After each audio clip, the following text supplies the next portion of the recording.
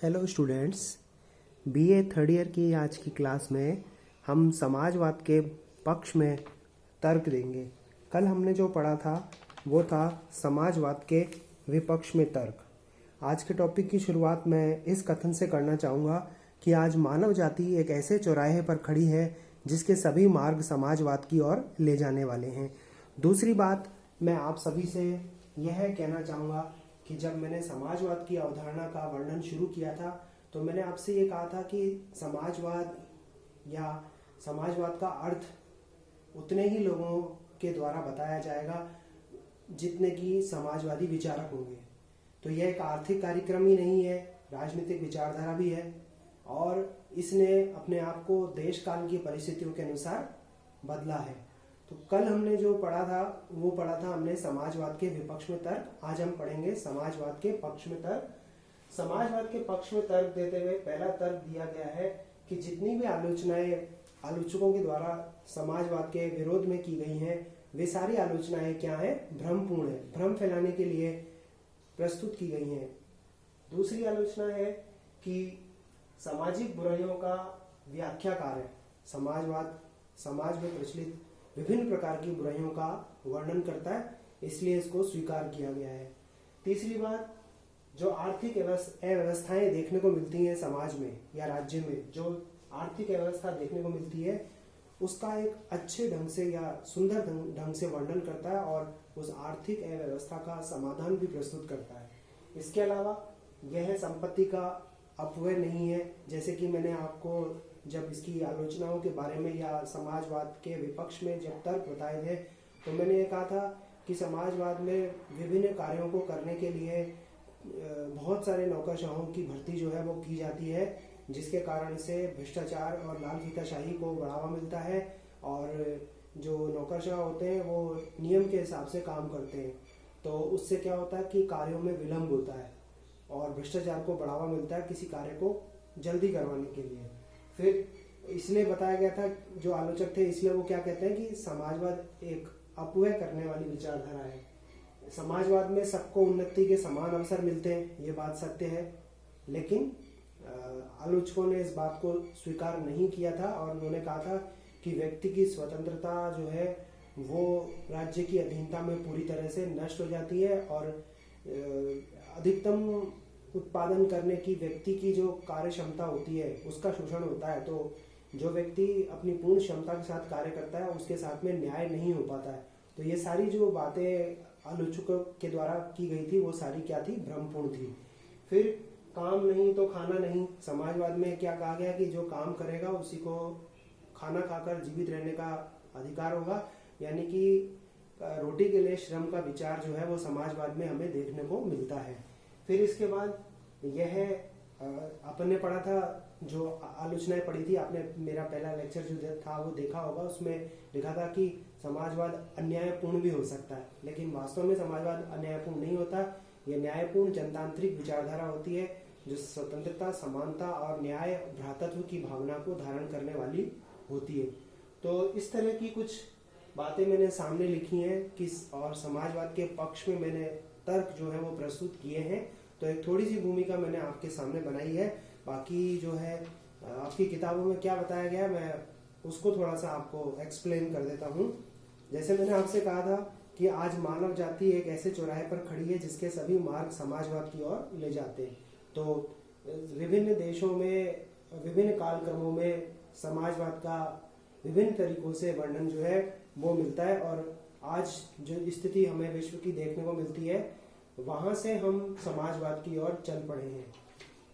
तो पहली बात, इसके पक्ष में क्या कही गई कि जितनी भी आलोचनाएं हैं वो गलत हैं और आलोचकों ने जो बात कही है, समाजवाद के आलोचकों द्वारा व्यक्ति को आलसी, निकम्मा और कामचोर मानकर इस बात का प्रतिपादन किया गया है कि सामाजिक व्यवस्था में उद्योग के अंतर्गत कार्य करने वाले व्यक्तियों का उद्योग के साथ लाभ हानि का प्रश्न जुड़ा होने के कारण उन्हें कुशलता पूर्वक कार्य करने के लिए कोई प्रेरणा नहीं मिलती और उत्पादन में कमी आती है। यानी मैंने आपको अपने पूर्व में जो लेक्चर दिया था उसमें मैंने कहा था कि जब व्यक्ति को अपनी अतिरिक्त कार्य करने की जो क्षमता है उसके बदले में कुछ प्राप्त नहीं होता तो व्यक्ति हतोत्साहित होता है और वो ये सोचता है कि वो ज्यादा काम क्यों करे।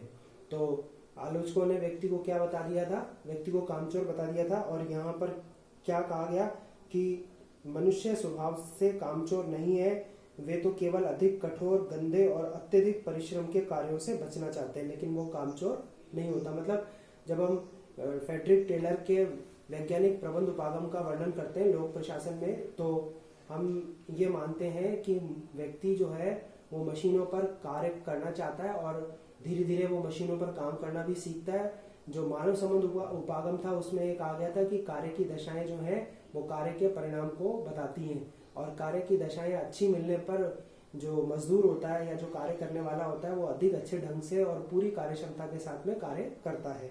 तो जो आलोचनाएं बताई गई वो अपने आप में क्या है, भ्रमपूर्ण है। बर्नार्ड शॉ ने कहा कि नरक की सबसे उत्तम परिभाषा निरंतर अवकाश है।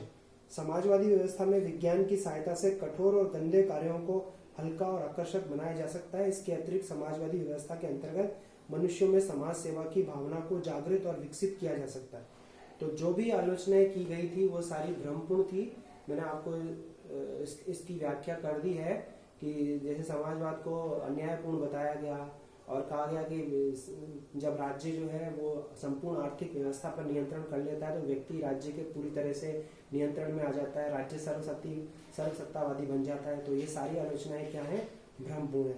दूसरी बात यहाँ पर पक्ष में समाजवाद जो है वो वर्तमान सामाजिक व्यवस्था की बुराइयों का वर्णन करता है। मतलब जो भी समाज में जो समस्याएं होती हैं उनकी व्याख्या करता है और उसके अलावा उसका समाधान भी प्रस्तुत करता है। सामाजिक असमानता की बात हो, अस्पृश्यता की बात हो, दहेज प्रथा की बात हो या नारी के ऊपर अत्याचारों की बात हो, तो समाजवाद में इन सारी समस्याओं के बारे में बताया जाता है। चाहे वो जनसंख्या वृद्धि की समस्या हो, बढ़ते हुए जनसंख्या घनत्व की बात हो, तो न सिर्फ भूगोल में हम इनका अध्ययन करते हैं बल्कि समाजशास्त्र में भी इसका अध्ययन करते हैं कि कल कारखानों के चारों ओर जो झुग्गी झोपड़ियां बन जाती हैं उनसे न केवल कानून व्यवस्था बिगड़ती है बल्कि हम लोगों को एक गंदा जीवन जीते हुए देखते हैं। तो जितनी भी सामाजिक समस्याएं हमें समझने में आती हैं उन सारी सामाजिक समस्याओं की व्याख्या और उनका समाधान भी समाजवाद जो है वो प्रस्तुत करता है।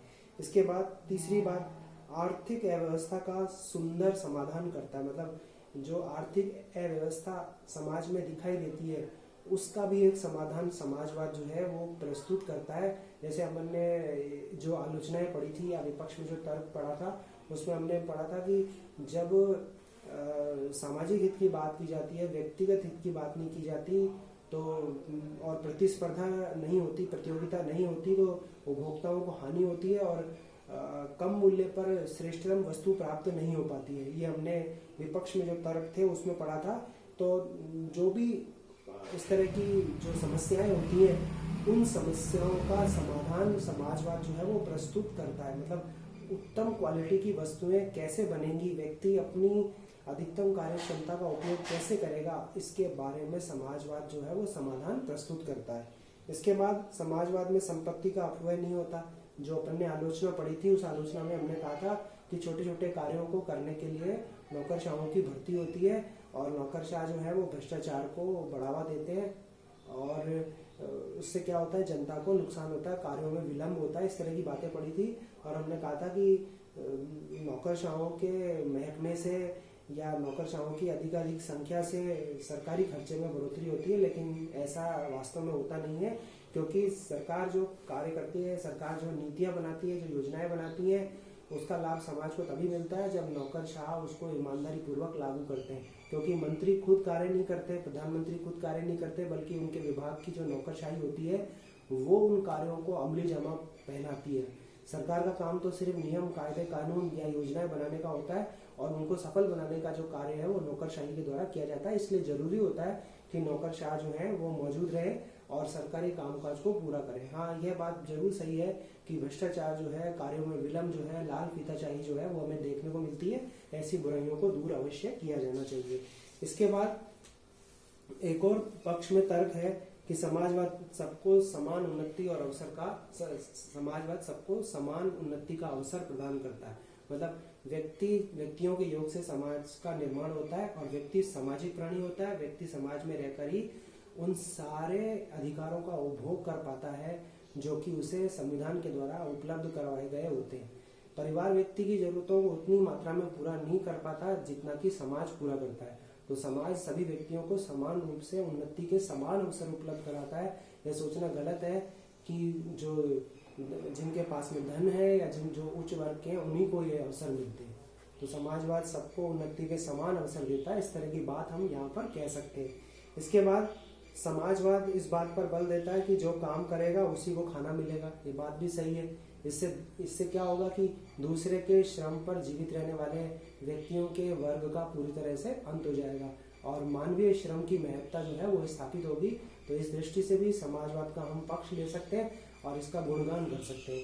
इसके बाद समाजवाद भ्रातृत्व और समाज सेवा के भाव को बढ़ाता है। समाजवाद क्या करता है? भ्रातृत्व और समाज सेवा के भाव को बढ़ाता है, यानी समाज में ऐसे व्यक्ति भी होते हैं जो दूसरे के लिए जीवन जीते। अपने लिए तो जीने वाले बहुत लोग होते हैं, लेकिन समाज में ऐसे लोग भी होते हैं जो दूसरों के लिए काम करते हैं, दूसरों के लिए अपना जीवन जीते हैं।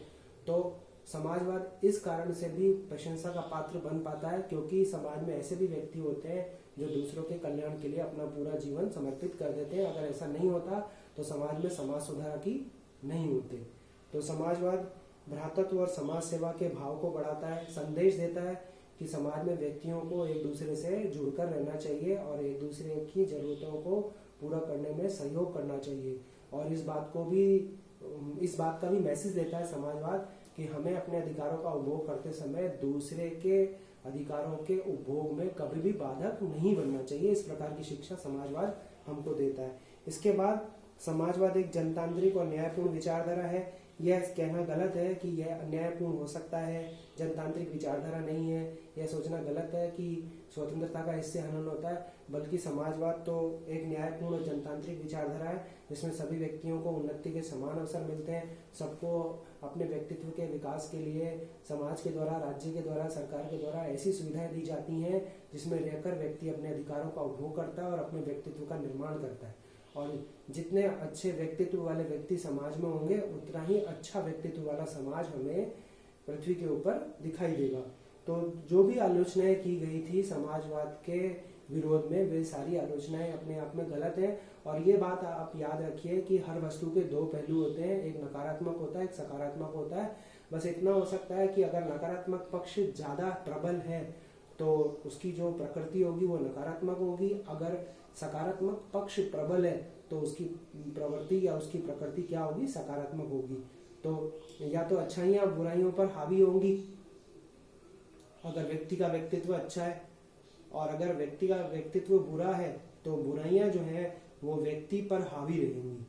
तो इस तरीके से हम ये कह सकते हैं कि हर विचारधारा के दो पहलू होते हैं, एक सकारात्मक पहलू होता है, एक नकारात्मक पहलू होता है। और ये मानव जीवन का एक सत्य है कि मानव जीवन में भी दोहरा पक्ष होता है, एक सकारात्मक होता है, एक नकारात्मक होता है। अब जहाँ नकारात्मक पक्ष हावी होगा तो व्यक्ति का कैरेक्टर कैसा होगा? नेगेटिव होगा। और अगर अच्छाइयाँ ज्यादा है तो चरित्र अपने आप ही अच्छा होगा। और व्यक्तियों से अलग हटकर समाज का अपना कोई व्यक्तित्व नहीं होता, अच्छे व्यक्तियों से एक अच्छे समाज का निर्माण होता है। तो आज हमने क्या पढ़ा? समाजवाद के पक्ष में तर्क पढ़े जो बताते हैं कि जो आलोचनाएं करते हैं समाजवाद की वो अपने आप में क्या है? अनुचित है।